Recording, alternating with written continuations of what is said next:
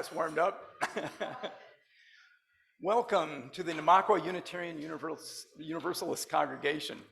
I am glad you are here. I am Doug Stewart. I'm one of our worship associates, and I'm joined today with Kathy Hartman, another one of our worship associates. This is a come as you are congregation, and you are welcome here, just as you are. I'd like to extend a special welcome to any visitors that we might have today. If you're brave enough and you're a visitor, you can put up your hand. I recognize just about everybody. Anybody here for first or second time? Okay, that's good. Glad everybody else is here.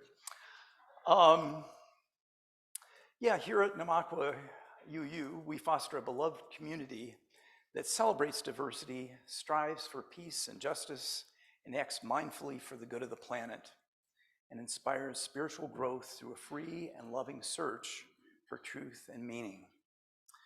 We honor the ground we walk upon and acknowledge this land as the traditional and ancestral homeland of the Arapaho, Cheyenne, and Ute nations and peoples. We recognize and honor the indigenous peoples as original stewards of this land and vow to reconcile the deep wounds that still shape our world today. I have a few brief announcements. Saturday evening, April 20th, is our annual auction, and we may have a visitor coming to talk a little bit more about that in a minute. Be thinking about what you can donate to incite us to bid against each other. We sent out an announcement that said that we have grocery cards, and if you're not on a King Super or Safeway grocery card, Jeannie Miller is the person to see. I don't think she's here today. Oh, she is here today. Hi, Jeannie. And we sent out an announcement that said that we get 15% of anything you pay back to the congregation.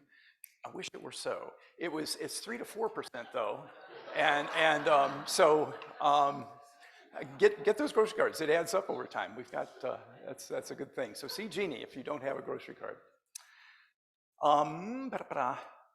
Next Sunday, we have worship associates Clay Roper and Kathy again. We'll explore endings and beginnings, transformations within ourselves and outward into the community.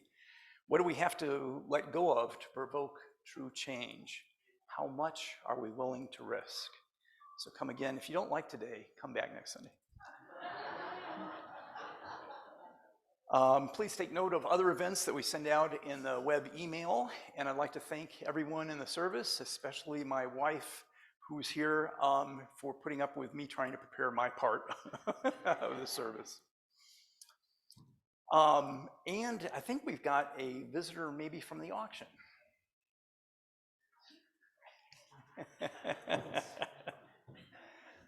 Okay, guys, I'm back.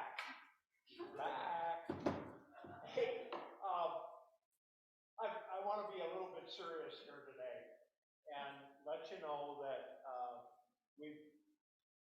everybody's jumping out of the hoop right away this spring and want to get things done. So we've got a little bit of an overlap going here with the pledge drive and the auction. And I want you to just be aware of that. So be willing, please, to donate to both. But we've got an enthusiastic group of people that want to run the auction, okay, and that's Scott Walker and Robin Newberry.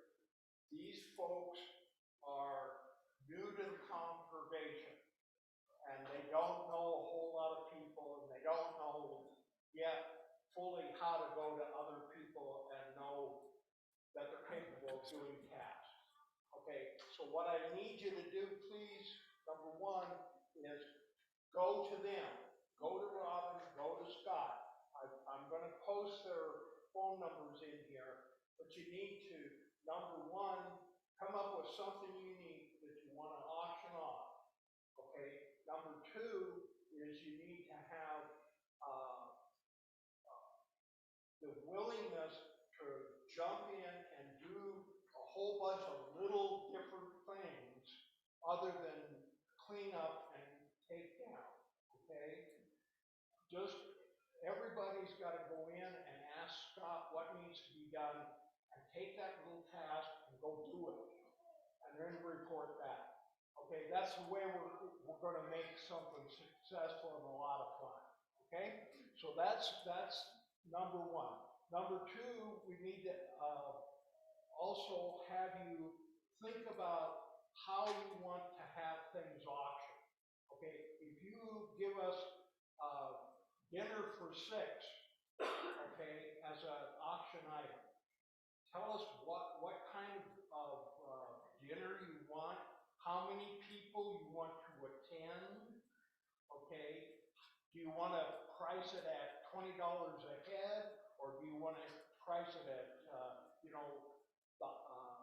have a bid and bid it up, and then say, okay, now all people that want to pay, $40 a head, come see us. There are all kinds of different ways of auctioning things. And we've got a stand over here in the corner where you'll see my real green hat. And by the way, no, it's not for sale. It's the only one I got left. So anyway, I'll be over there. I'm going to have Scott and Robin's phone numbers. I've got a box. I've got a bunch of cards, and you can fill out right now. What we need to do is collect what it is we're going to auction. Now, there's some people that are very, very busy, like Mim here, who has some stuff that she wants to auction. She doesn't know what she wants to auction off, but she's got to sell her house. So she needs some help with that, by the way. Okay. Yeah, you do, don't you? But anyway, that's a side. All right. So anyway, come on over. Talk. If you've got one of these things that's really kind of up in the air, come talk to me, and I'll help you figure out how you want to get things auctioned off. But please, please, please start now. Don't wait until April to give us the information. Let's get it going right now. That's the only way we're going to be able to pull this thing off. So, again, thank you. Thanks for listening.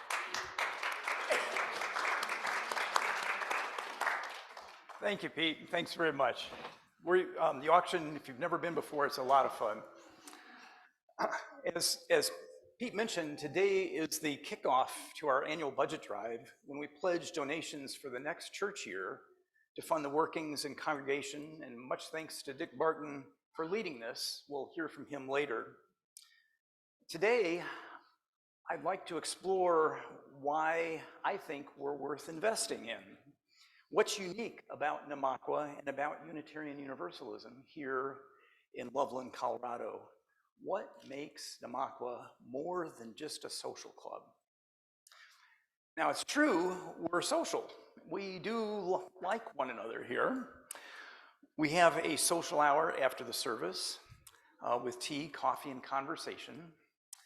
And we also will have it in our social hall. So we are social, and we often have fun together, but we're more than that. More than, say, a gardening club or a book club or even a social action group. How is NUUC unique? If NUUC weren't here, what would I miss? What can NUUC bring to my life and our lives that's unique, that we can't create anywhere else? So we'll explore some of our uniqueness today, at least from my perspective. Let's begin our service by joining together to say our affirmation.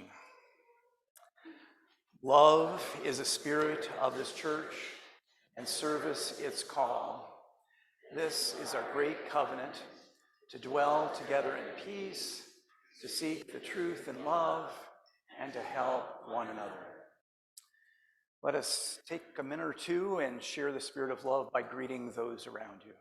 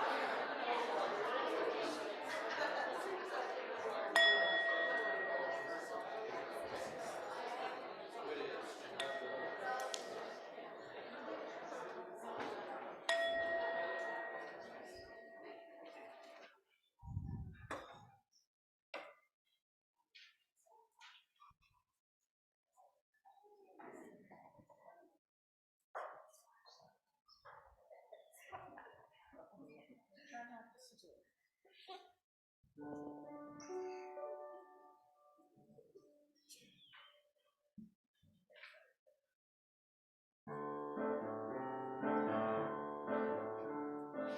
to the morning, joy to the day, joy to all people going our way. Sweet joyful spirit, a spirit of love.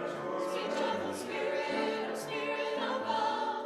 We open our hearts, there's sunshine above. So come and let us worship today.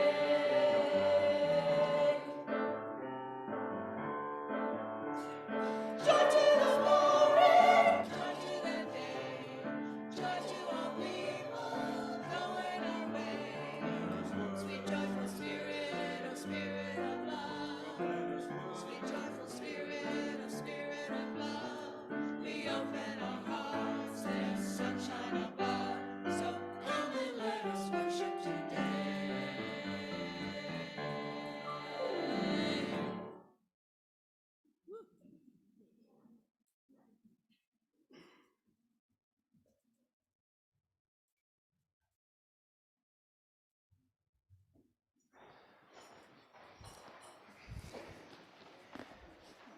Thank you, Ryan Slippen Choir. That was wonderful. Do we have any kiddos? We have one little kiddo, but maybe two. Yeah, we have kiddos here. We're going to have a time for all ages called the Little Spot of Giving. You want to come up? Great. You can help me look at the pictures together. Yeah.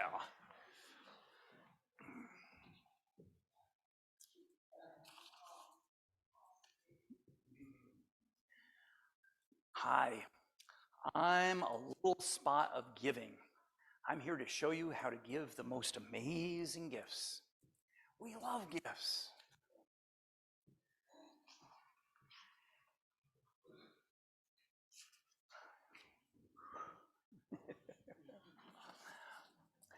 These aren't just ordinary gifts. These gifts have the power to spread kindness.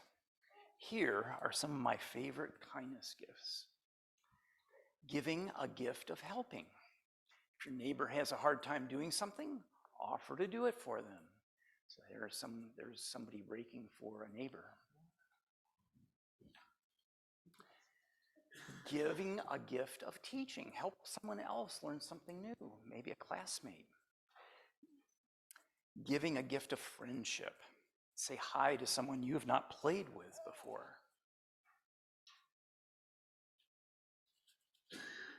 Giving a gift of advice. Offer help to somebody. If you know how to do something, you can help someone else do it who maybe doesn't know yet. Give the gift of listening. Pay attention when someone is talking, especially if it's me. Giving a gift of compassion. If a friend is sick, make them a nice card. Show them that you care. Give a gift of love. Make something from the heart and give it to someone special. So there's someone drawing a picture, maybe for their mom, and giving it to their mom. Giving a gift of time. Spend quality time with someone you care about and focus just on them. So, like put down some toys and just give attention to someone. Give a gift of empathy. If someone is sad, be a shoulder for them to cry on and an ear to listen. This little girl lost her cat. Give a gift of hope, and they're putting up signs for the lost cat. Give a gift of teamwork. Working together can help you accomplish more and make tasks easier. Give a gift of nature. Plant a new tree or a new flower. Give a gift to the earth. Recycle. Give a gift of appreciation. Say thank you to someone who helped you today.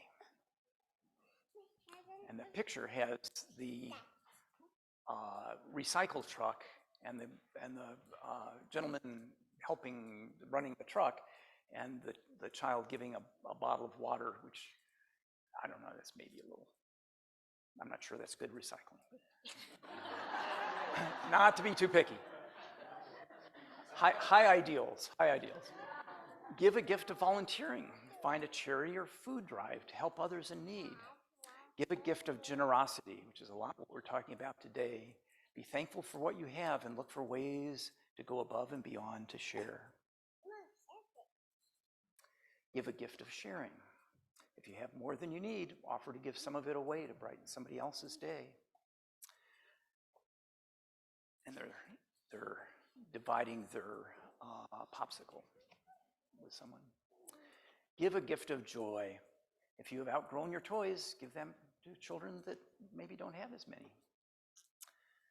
Now that you've seen the power of giving, what gift will you give today? And if we can rise and make an arch, and we'll sing our children to the back.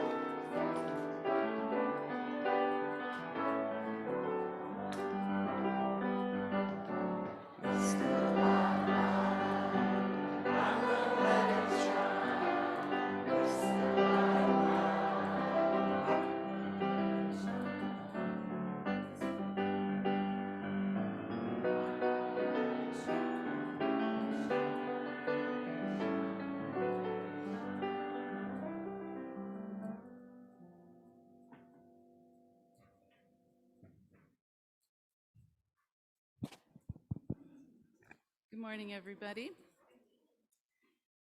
When I wasn't directly providing services for various populations during my career in nonprofits, I was raising money to support those needed services. And while I never got tired of providing services or advocating for services, I did get awfully tired of raising money for them. So here we are at the kickoff to our pledge drive, and I'm front and center stage. Darn it. I'm okay though, because I love this place. I love the west wall with the big and growing crack that pretends a possibly expensive shoring up of the foundation. I love our beautiful steeple that maybe needs some structural work, and we have the honor of caring for this building during the period that those things need fixes. I love our monthly newsletter and Chantal, who puts it together along with the order of service each week.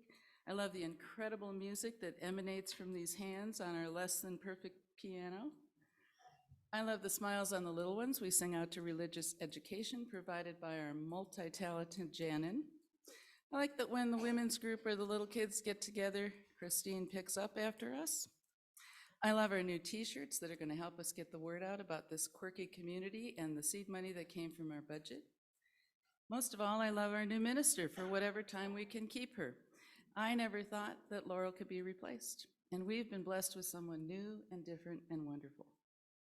The money you and I pledge to NUUC becomes inexorably tied to what NUUC stands for and what we can do. All of these things and so many more take money and take a budget. Sure, we get a few bucks in the collection basket each Sunday, but to support the work of this community, it takes an annual commitment from each of us. I love this place so much that one of my compadres said I reminded her of a church lady.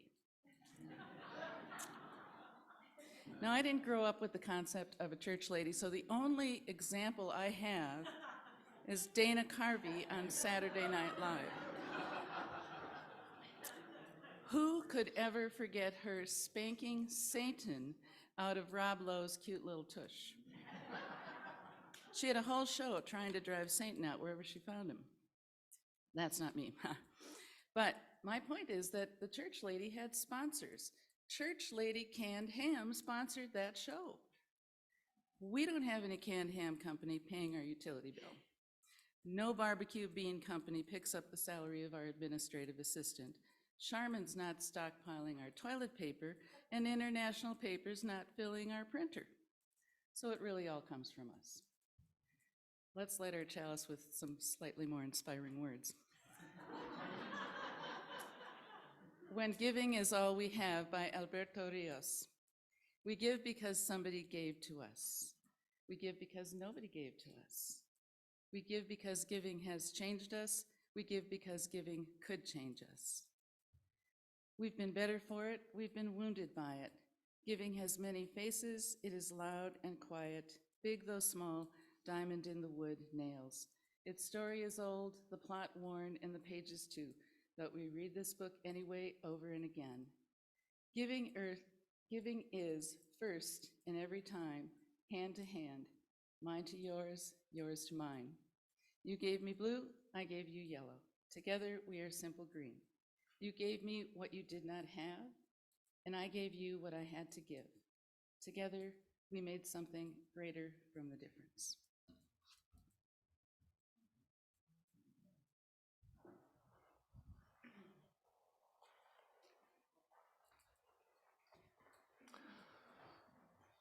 Along with our annual budget drive, we have the weekly offering. Each week you support the work of this congregation in all the ways our values, we live our values in the world through your generosity. In addition to supporting this church, 1/2 of your donations support a local nonprofit organization. And in March and April, our donations support RAWtools. They turn guns into garden tools as the center of their work. So weapons to plowshares, right? They connect their programs and enable storytelling, stories of magnificent transformation, as well as helping deal with deep trauma and loss. RAWtools gives workshops on restorative justice, de-escalation, bystander intervention, circle process, open dialogue, and mental health first aid. So please be generous.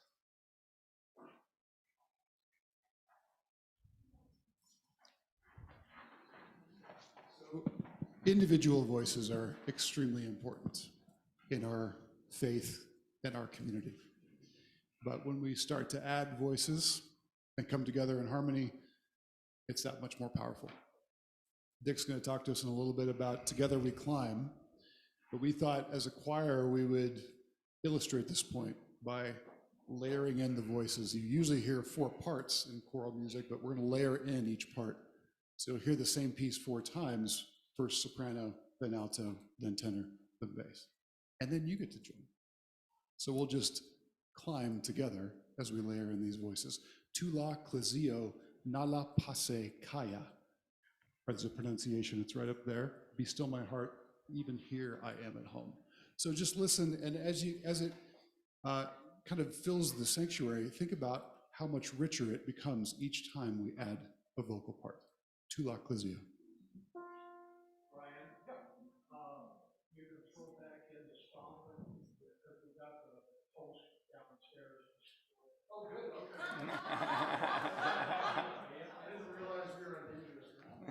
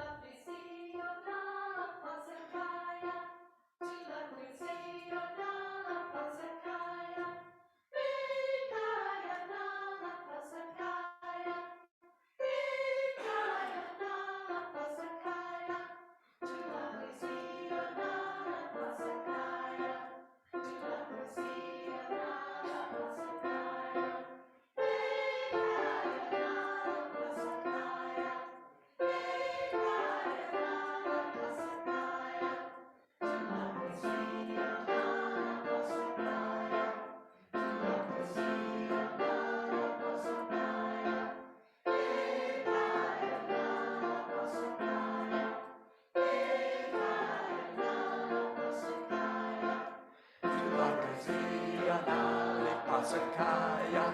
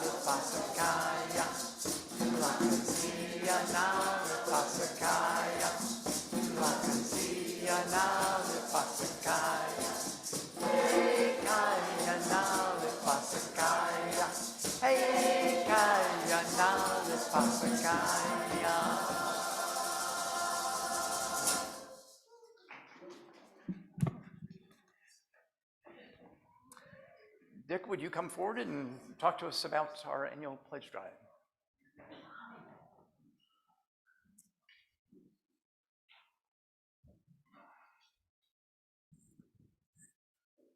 Well, good morning. Good morning. You know, this congregation, you, always amazes me. The past 2 years, we had significant red ink. But when you were asked to conduct a special canvas last fall to get us back into financial health, you responded not only by meeting the $20,000 financial goal, but you almost doubled it. Thank you. We did it together. And I'd like you to take a moment, take a minute and turn to the person next to you and thank them also and congratulate them. Thank you. Thank you. Today is the official start of the annual pledge drive. The amount raised in this pledge drive will pretty much determine the employees we have next year and how many hours they work. You may not realize it, but our employees work from 10 to 32 hours a week. We don't have any full-time employees. Yet they do an excellent job in delivering not only interesting Sunday services, but various services throughout the week, each week, every week. Let's give our employees a rousing thank you. Thank you.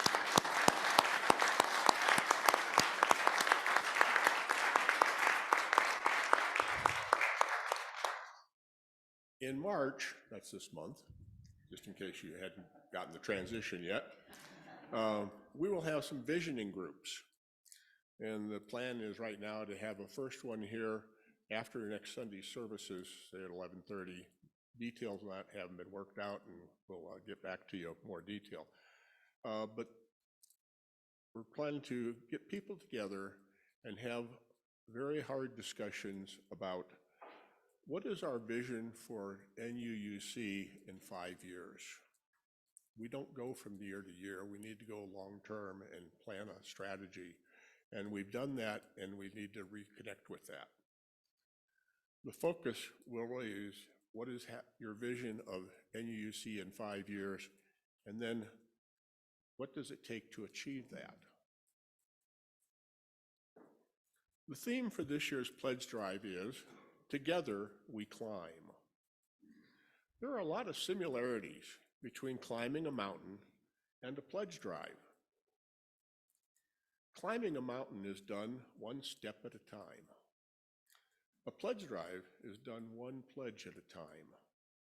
Each step and each pledge does not seem like much, but together they achieve an end result that can transform a life or an organization.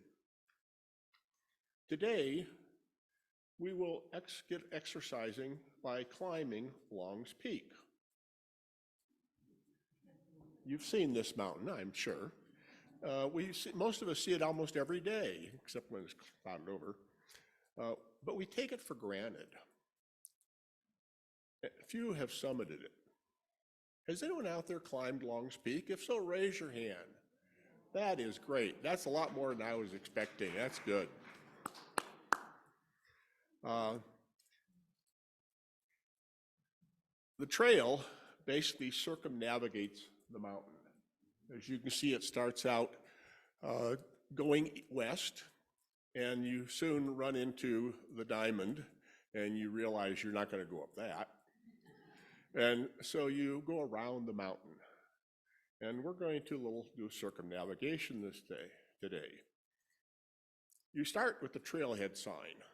I'm going to give you some warnings about the weather especially, and the animals that might be up there, and some of the danger that might be there. And then we go and do an initial mild walk uphill through some trees. Gorgeous scenery, most enjoyable. And we exit the tree and we come to an easy trail to follow to Chasm Lake.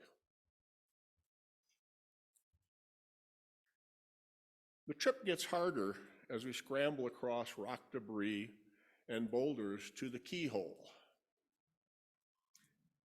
We pass through the keyhole to the other side, the western side of the mountain, looking briefly at the emergency shelter at the base in case the weather turns bad, which is not unusual on Long's Peak.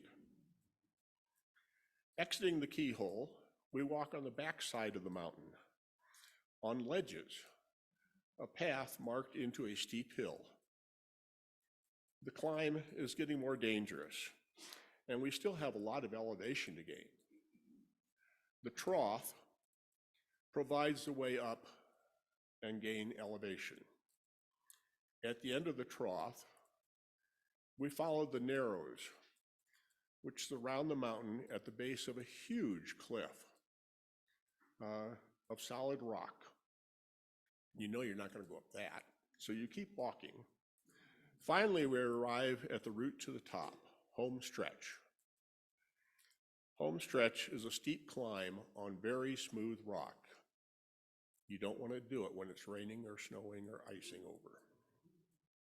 An adrenaline rush, or a second wind, gives us the energy for the assault on the top.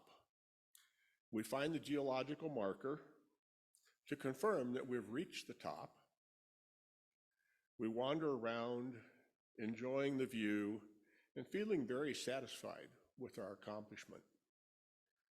Standing on the edge of the diamond, top edge, and looking down to Chasm Lake, which we saw a picture earlier of, and east to the eastern plains, we feel that something about our lives has changed. There's been a transformation. And I'm sure most of you that have climbed Long's Peak understand what I'm talking about. So you wonder, how is this similar to a pledge drive? That will be revealed in the weekly updates. Stay tuned.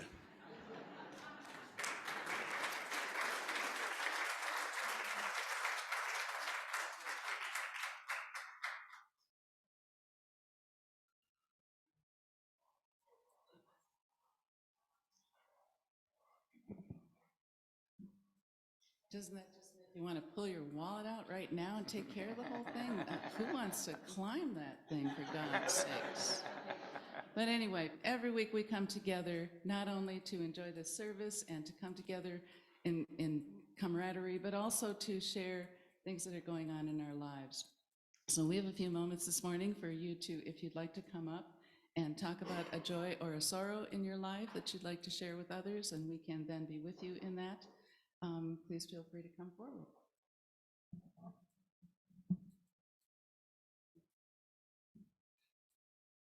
Probably out top that thing. But the people Not on for Zoom. Zoom, Oh, that's right. Zoom needs you. Sorry. Just wanted to let you guys know that I finally have got my daughter and her two little boys coming out here for a week or a little more, we don't know. But I'm going to be back and forth to Seattle to get them, and we're just happy as a lark that they're coming out here. They're going to go up and see their great-grandfather. Great? I don't know. He's 98 anyway.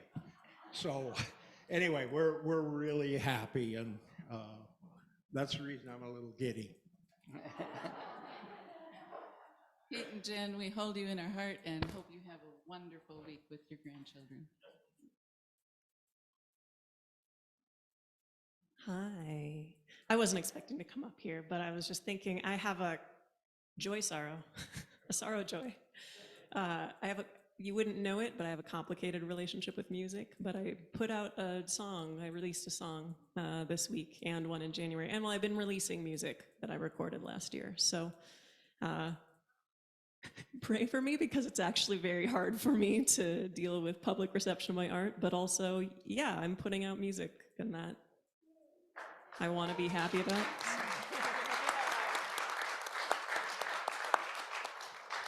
Slip, we hold you in our heart, and we are so glad you were here. we have anyone up there on Zoom? Not a soul. Well, that just means we're all just reveling in spring and happiness. So, are you going to play us a song? Great.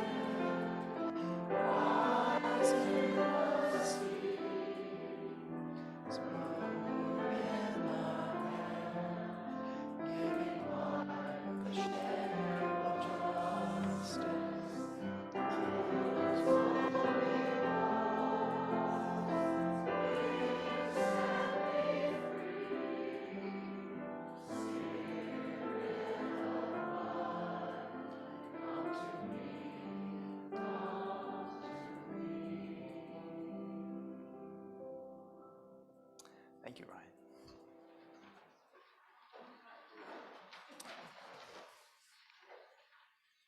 I'd like to invite us into a spirit of guided meditation to consider for yourself what makes Namakwa unique in your life.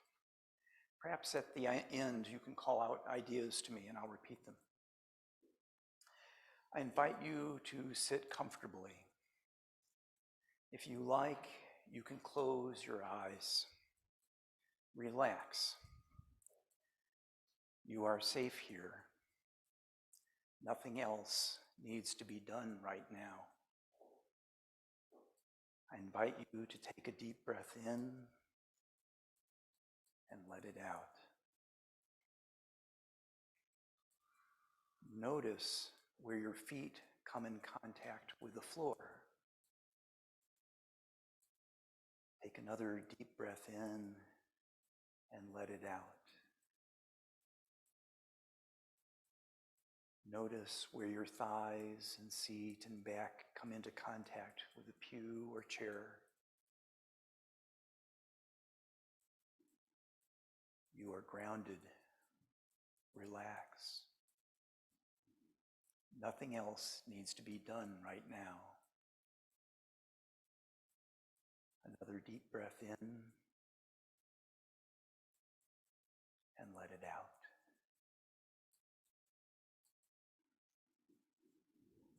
You are here now, present with others, breathing as you breathe. You awoke this morning and developed the intention to come through our doors or join us on Zoom, to be here. You can relax.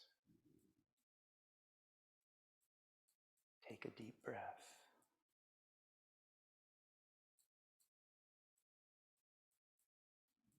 What came to mind when you decided to go to Namakwa?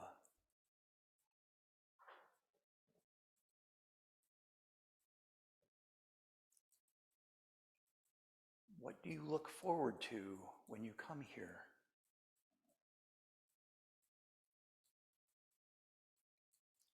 Another deep breath.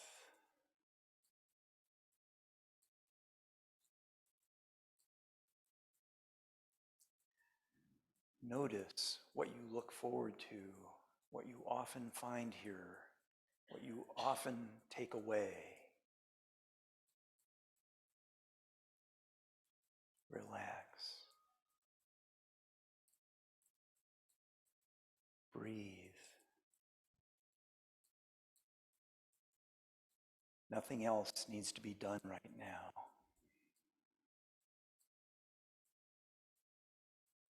What does Namakwa bring to your life?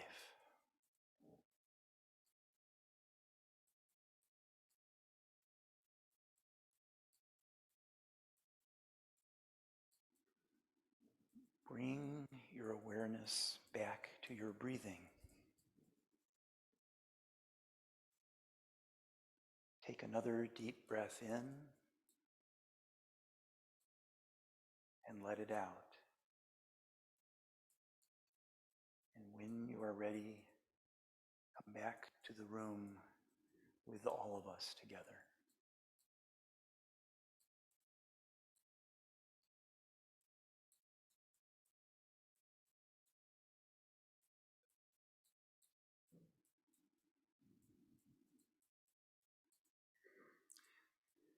Thank you.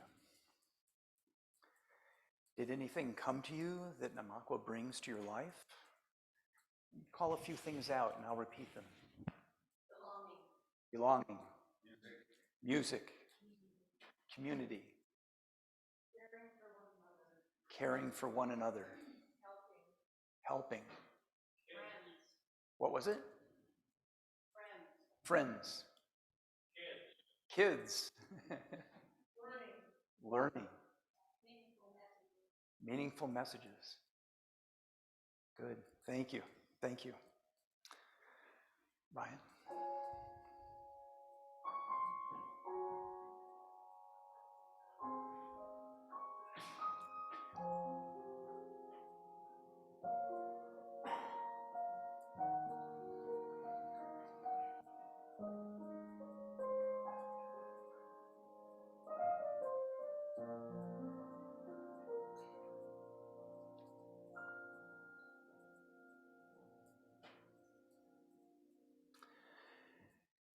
Years ago, when I was working in Chicago, one evening my apartment mate and I somehow got into a discussion on driving our cars over the speed limit.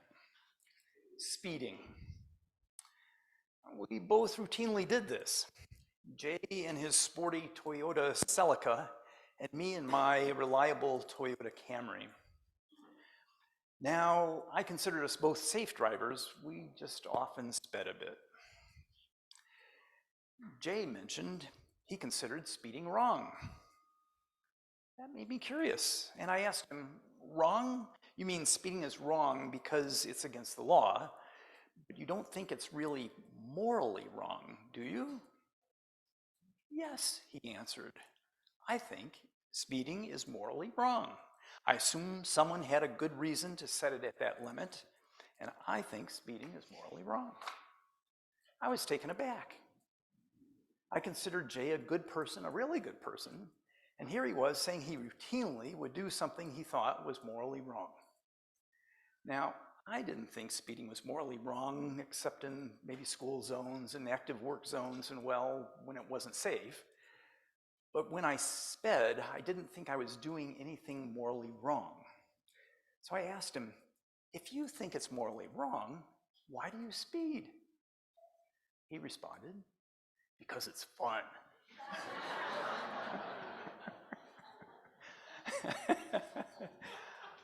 I've often reflected on that interchange.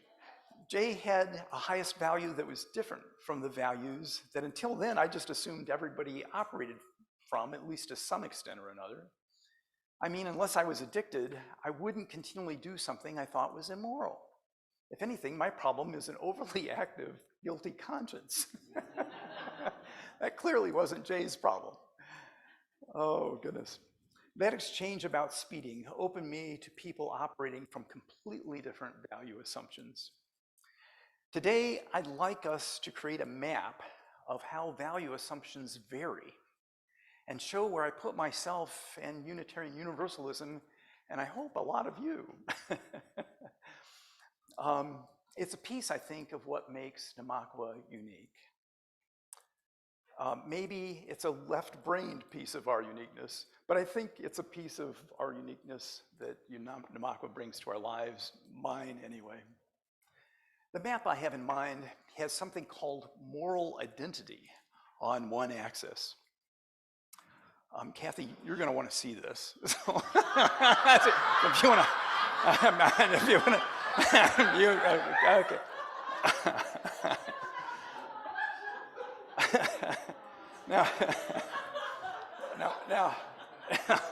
Now, moral identity is a term developmental psychologists use to associate how important morality is to a person. It ranges from being of low importance to high importance.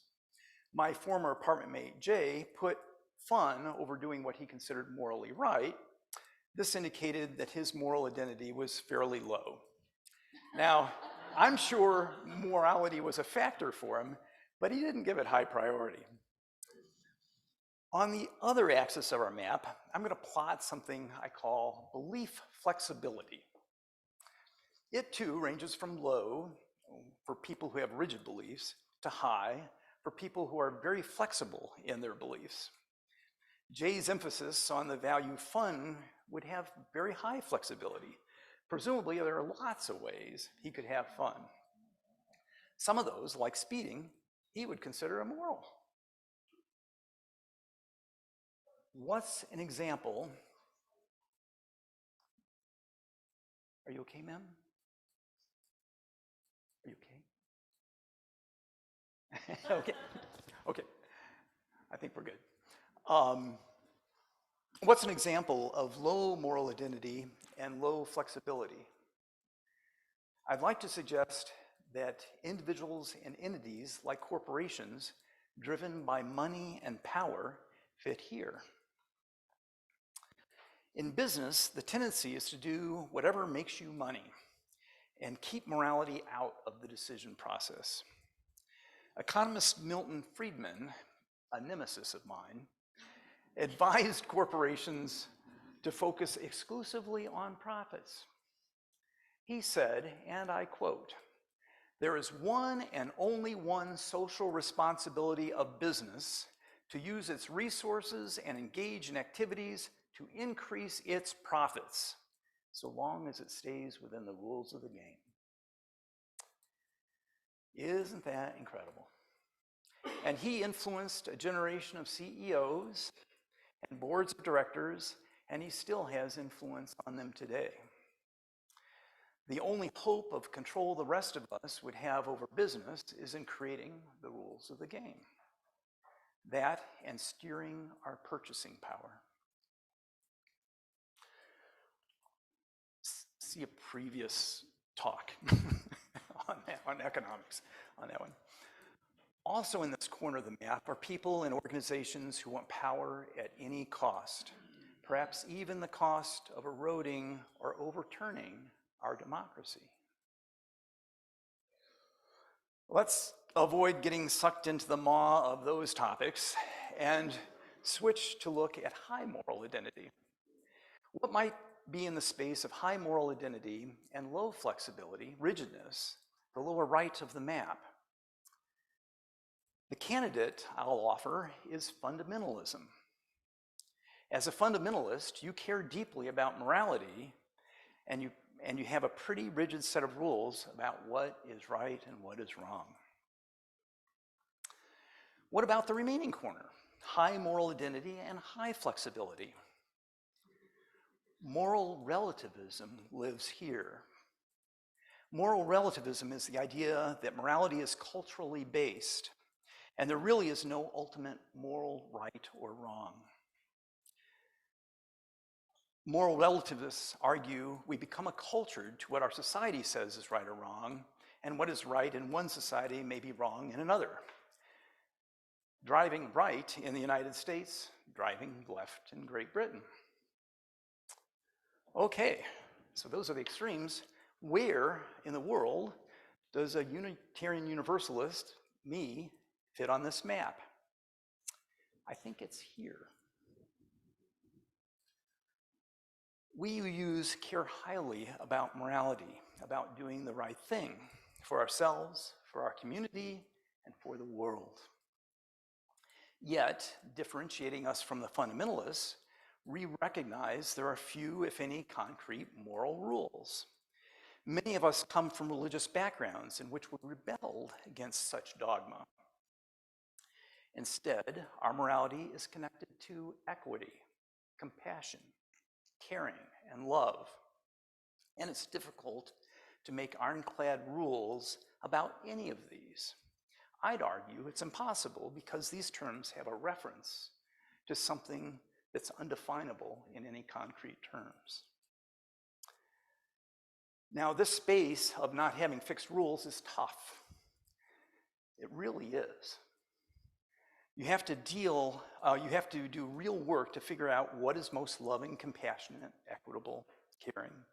This area above fundamentalism is not nearly as easy as having a set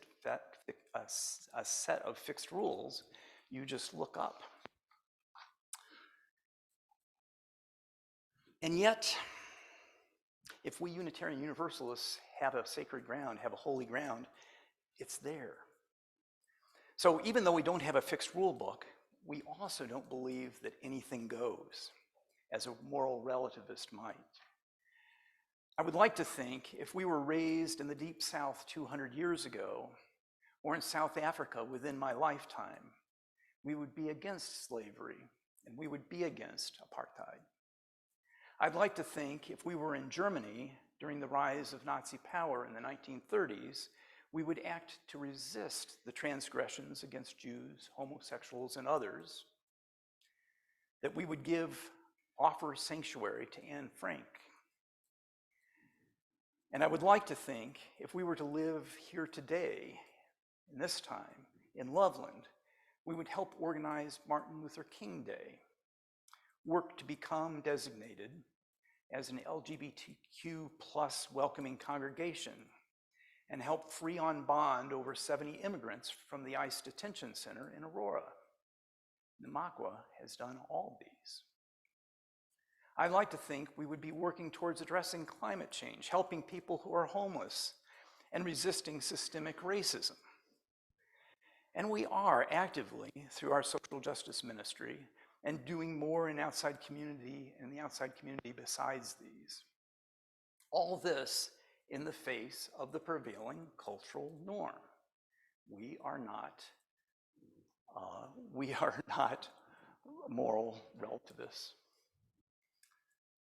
We don't just adopt cultural values, we work to transform cultural values towards a more loving world. And how do we transform values, our own and our communities? What is the means we strive to use?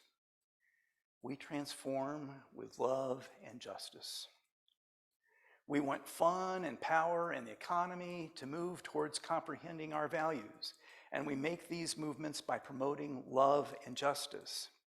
And as a side note, I'd argue justice is an aspect of love. As Cornel West said, never forget that justice is what love looks like in public.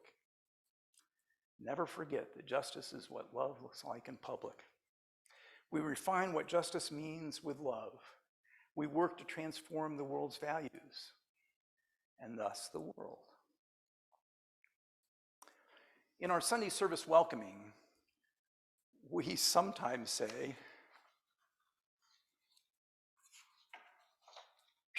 had a blank page.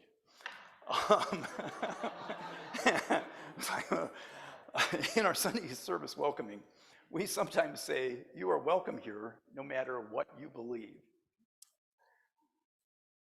This is mostly true, even vastly true. We have wide open arms that embrace a wide range of beliefs, from atheist to agnostic to theist. All are welcome here. But it is not absolutely true you can believe in just anything you want to be a UU. Our beliefs have in common high moral ideals and have a very refined sense of flexibility, not locked into either rigid rules or cultural norms. We strive to make love more comprehensive in our lives and in our world.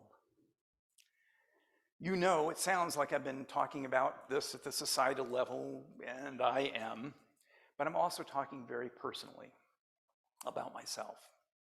My ideal values are here in the same space as our UU values, and I'm forever refining them and how to enact them. There's been times when I've fallen short. I have pursued fun unthinkingly when it really wasn't good fun, with the emphasis on good. Or take money as a value. In my purposes, I've often let lowest cost be the deciding factor without regard to what the purchase might mean, what actions it might encourage on the part of the producer. Or like a fundamentalist, there have been times when my stance has been too rigid, when I've dug in, when I really could have and should have been more flexible, less hard-hearted, and more loving. On the other hand, I have a downright fear of having blindly internalized a cultural norm that's wrong, like systemic racism. Or that I've just been too easygoing to speak up or take action in a situation when I should have. I'm trying to move myself towards the same UU value space. The journey to do so brings deeper and broader meaning to my life. This forever transformation to be more loving and justice-seeking applies to me too. I suspect here today within these walls and on Zoom, I'm not alone. In fact, I've come to depend on it, depending on you, depending on us together. This continual transformation towards enacting love is what we're about as a community ever becoming a more radical, beloved community. Yes, we are social and we have fun together. And we strive to make that fun good fun.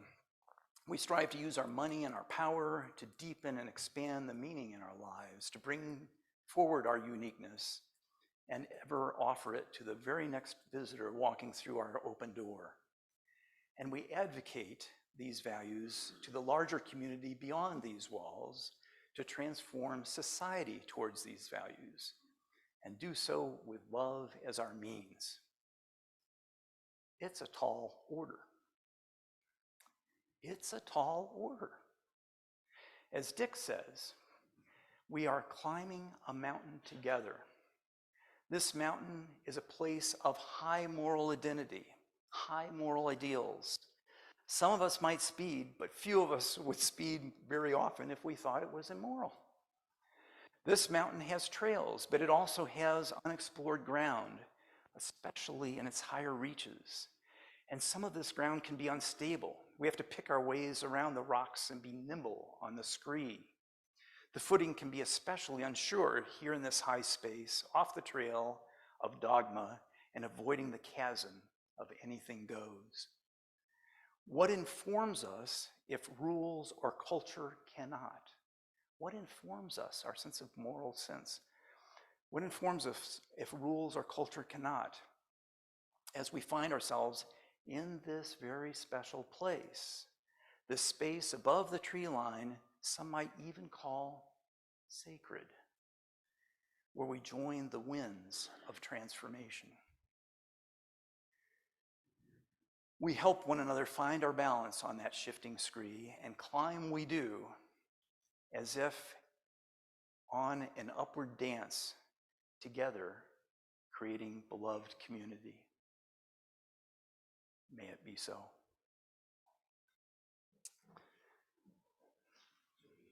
Please rise as you are willing and able and sing Fire of Commitment.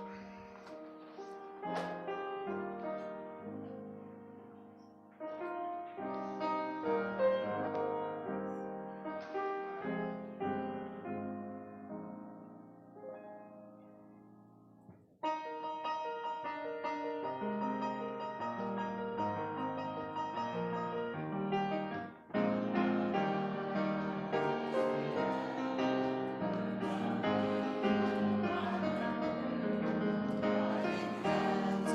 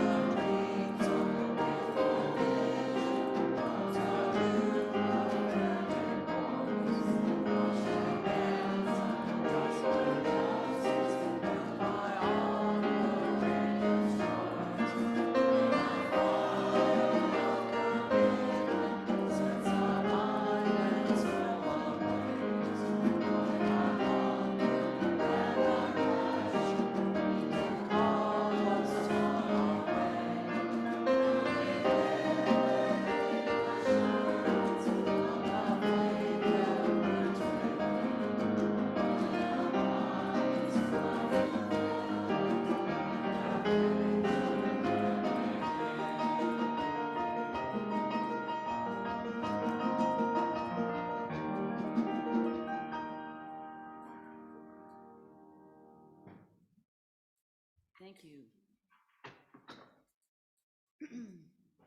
Let's see what Khalil Gibran has to say about giving as we extinguish our chalice. There are those who give little of the much which they have, and they give it for recognition, and their hidden desire makes their gifts unwholesome. And there are those who have little and give it all. These are the believers in life and the bounty of life, and their coffer is never empty. There are those who give with joy, and that joy is their reward. And there are those who give with pain, and that pain is their baptism. And there are those who give and know not pain in giving, nor do they seek joy, nor give with mindfulness of virtue. They give as in yonder valley the myrtle breathes its fragrance into space. Through the hands of such as these, God speaks, and from behind their eyes, he smiles upon the earth. It is well to give when asked, but it is better to give unasked, through understanding. And to the open-handed, the search for one who shall receive is joy greater than giving. And is there aught you would withhold? All that you have shall someday be given. Therefore, give now, that the season of giving may be yours, and not your inheritors. May it be so. And come up front, and we have the pledge cards that we'll lay out in alphabetical order. And then we can exit to social hall and have coffee and conversation.